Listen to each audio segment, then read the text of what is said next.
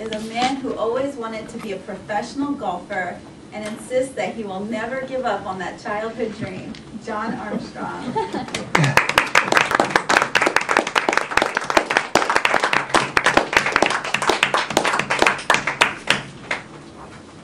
Fellow Toastmasters, welcome guests, and especially Joe.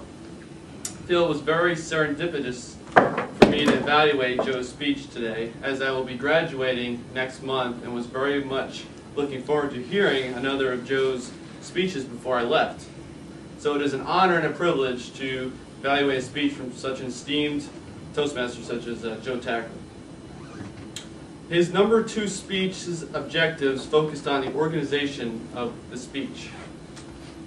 4 objectives being: select an appropriate outline which allows listeners to easily follow and understand the speech, make the message clear, use appropriate transitions when moving from one idea to another, and creating a strong opening and conclusion. I thought you had an excellent opening, Joe. It was very catchy. It really made us think where you were going with the speech's title, Discombobulated, and right off the bat, I don't know how you can't like a speech called Discombobulated, because it's just a great word. So it put us in a great mood right off the bat, and I thought your opening was very strong. One thing I thought could have made it even stronger, though, would be moving the lectern. I know you read a lot from your speech. You told me when we met when we met first thing today that you had put it together kind of the last minute. So I understand why you're reading, but when you're bending down, if you had no lectern there, it would have made it a little bit stronger. But your speech had tons of humor, which I was hoping it would have, and sure enough, it came through in a big way with that. I liked the part where you said you're still confused. I think we could all associate with that as well. And then the versions of the word discombobulated on the word, I thought that was very clever. And I thought you had good transitions from one idea to another. It kind of was difficult for me to really discern an outline of your speech, but I did notice when you're making transitions.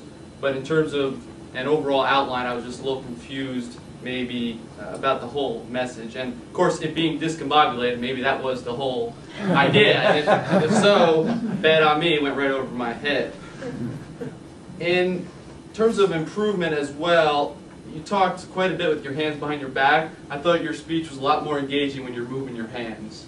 So I understand when you're in the lectern, kind of feel like you're kind of in this spot, you don't really want to move, but just be a little more vocal with your hands, because I think that you have a great job of using your body language, so I'd like to see that more. And also dropping the paper on the ground, it was a little distracting for me, because I can see it, maybe some people in the back with the podium, and then bending down afterwards, it just didn't really flow too well. So you may not want to do that in the future.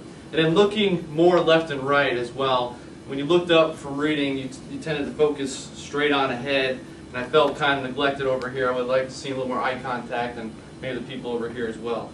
But overall, I thought your speech was excellent. It was very creative. It was very educational. I think we all learned something, and it was very humorous. So I really look forward to hopefully hearing at least one more speech before I leave and graduate in June. And if not, I'll always catch it on YouTube. Madam Toastmaster.